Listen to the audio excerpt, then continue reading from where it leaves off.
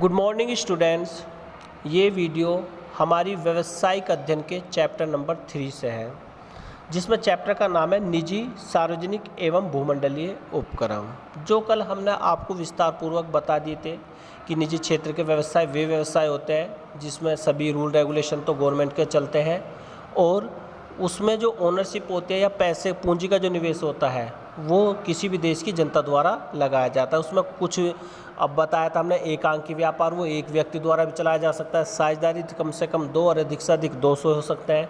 और यदि कंपनी आती है तो उसमें कम से कम, प्राइवेट कंपनी होती है तो उसमें कम से कम 2 अधिक से अधिक 200 सदस्य हो सकते हैं। आज का फिर उससे आगे हमने सार्वजनिक बताया था, फिर उससे आगे हमने भूमंडलीय उपक्रम बताया था। आज का जो टॉपिक है बेटा वो है सार्वजनिक क्षेत्र के उपक्रम के संगठन का स्वरूप। देखो कल हमने निजी क्षेत्र के बारे में तो पढ़ा ही था कि निजी क्षेत्र के जो संगठन होते हैं जैसे एकांकी व्यापार, साझेदारी और संयुक्त हिंदू परिवार व्यवसाय और सहकारी यहाँ पे कंपनी थी बेटा जो उसमें प्राइवेट कंपनी थी, सब क्या है ये निजी क्षेत्र के व्यवसाय थे।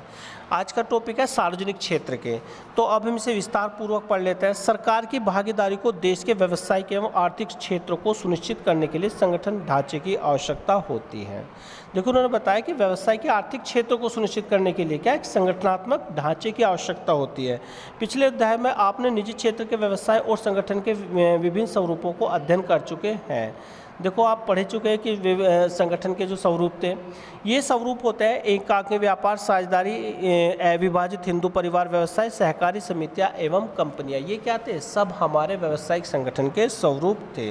देखो सार्वजनिक क्षेत्रों पर ध्यान देने के उपरांत यह प्रश्न उठता है कि स्वाभाविक ही प्रतीत होता है कि इसकी गठन व संरचना का स्वरूप कैसा होना चाहिए। कि हमें ज्ञात है कि सार्वजनिक क्षेत्र के निर्माण में सरकार की बहुत महत्वपूर्ण भूमिका होती है। क्यों? क्योंकि उसमें सारा ही पैसा बेटा कुछ आंशिक होता है, कुछ पूर्ण रूप से होता है। उसमें जितना भी पैसा होता है वो सब गवर्नमेंट का लगा होता है। आंशिक में वे आते हैं जिसमें कम से कम 51% शेयर गवर्नमेंट के होता है और बाकी आम जनता के होते हैं।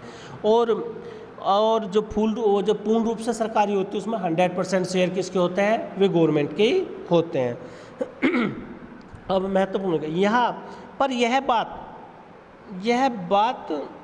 महत्वपूर्ण है कि सरकार को जो कार्य करती है वे जनता अपने कार्यालयों तथा अपने कर्मचारियों के माध्यम से कराती है। सरकार जो भी कार्य कराती है, देखो सरकार पूरे देश को चलाती है बेटा, तो उसके जो कार्यालय होते हैं उसमें भी आम व्यक्ति ही काम करते हैं, पर वे किसके अंडर सबऑर्डिनेट काम करते हैं? वे गवर्नमेंट के अंडर में काम करते हैं। तो जैसे इन्होंने बताया कि सरकार की ओर से सरकार जो कार्य करती है वह जनता अपने कार्यालयों तथा कर्मचारी के माध्यम से कराती या करती है तथा उन्हीं को सरकार की ओर से निर्णय लेने का अधिकार दिया जाता है। आगे उसी उद्देश्यों को ध्यान में रखकर सरकार द्वारा आर्थिक गतिविधियों में भाग लेने के लिए सार्वजनिक उद्योगों का निर्माण किया गया। क्या कहा कि सरकार का भी औद्योगिकरण में इन्वॉल्व होना चाहिए, तो इसलिए क्या होता है, सार्वजनिक उद्योगों का निर्माण भी किया गया है। आज वर्तमान समय में विश्व में जो दौर चल रहा है वह उदारीकरण और प्रतिस्पर्धा का है तथा सार्वजनिक उद्यमों में यह उपेक्षा की जा रही है कि यह देश को आर्थिक विकास की सहायता प्रदान करेंगे। जनता ही इन सार्वजनिक उद्योगों के स्वामी होती है। कौन होती है? देखो सार्वजनिक जो उद्योग होता है उसकी जनता ही उसकी स्वामी होती है तथा ये संसद के माध्यम से जनता के प्रति जवाबदेही होता है। यानी अगर किसी भी सार्वजनिक उद्यम में कोई दिक्कत होती है तो संसद उनसे जवाबदेही करते हैं, जो संसद हमारी उनसे जवाबदेही करती है। सार्वजनिक का स्वामित्व इनकी क्रियाओं हेतु जनता को कोषों का प्रयोग तथा जनता के प्रति जवाबदेही की इनकी विशेषता होती है। किसी भी सार्वजनिक उपक्रम को यह अधिकार होता है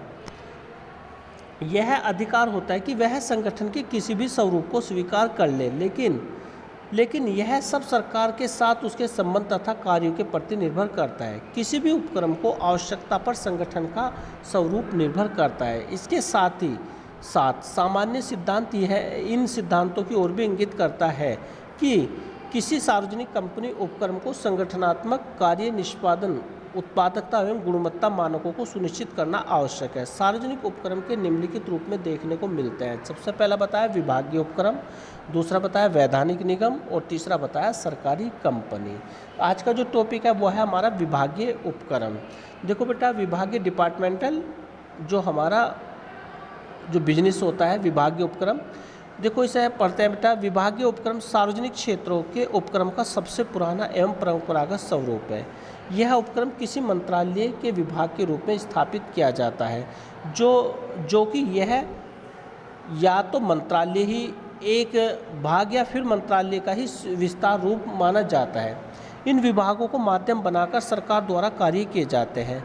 ये उपक्रम सरकारी गतिविधियों की आवश्यकताओं का आवश्यक भाग होता है। इन उपक्रमों को न तो स्वतंत्र वैधानिक अस्तित्व होता है, न ही इनका गठन स्वायत्तता और स्वतंत्रता संस्था के रूप में किया जाता है। सरकारी अधिकारी को माध्यम बनाकर ये उपक्रम कार्य करते हैं और इन कर्मचारियों भी सरकारी कर्मचारी हैं। इन उपक्रमों की अधीनता केंद्र तथा राज्य सरकार के पास होती है एवं केंद्र तथा राज्य सरकारों के इन निगम उपक्रमों पर लागू होता है। जैसे रेलवे, डाक व तार विभाग इस उपक्रम के कुछ उदाहरण हैं।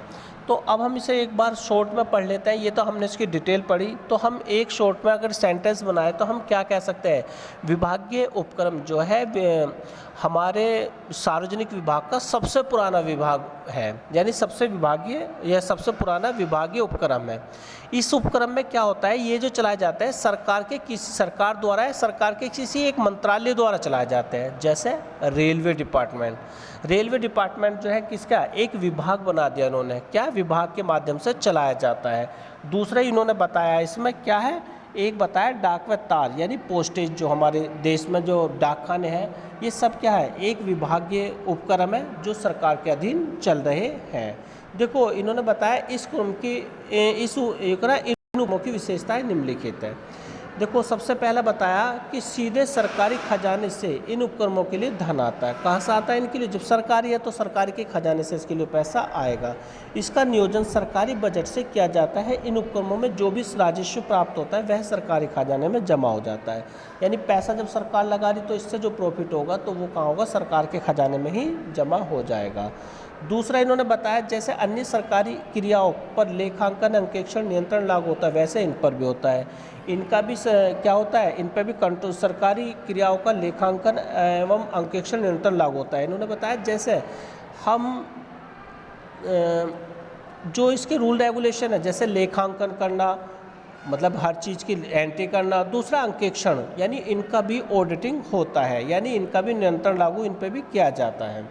तीसरा बताया इन उपक्रमों का कार्य करने वाले सरकारी कर्मचारी होते हैं। देखो जितने भी इसमें काम करने वाले होते हैं वे सब सरकारी कर्मचारी होते हैं तथा इन कर्मचारियों की भर्ती व सेवा शर्तें भी वही होती हैं जो सरकार के अधीन कर्मचारियों की होती हैं। IAS अधिकारी एवं नागरिक सेवा अधिकारी इसके प्रमुख अधिकारी होते हैं तथा एक मंत्रालय से दूसरे मंत्रालय में इसका हस्तांतरण भी किया जा सकता है। नेक्स्ट है इसका सरकारी विभाग के उपमंडल के रूप में इसकी पहचान होती है तथा इसका नियंत्रण सीधे तौर पर मंत्रालय से होता है। नेक्स्ट है इसका क्योंकि इनका प्रबंध में मंत्रालय से होता है इसलिए मंत्रालय के प्रति इसकी जवाबदेही भी होती है।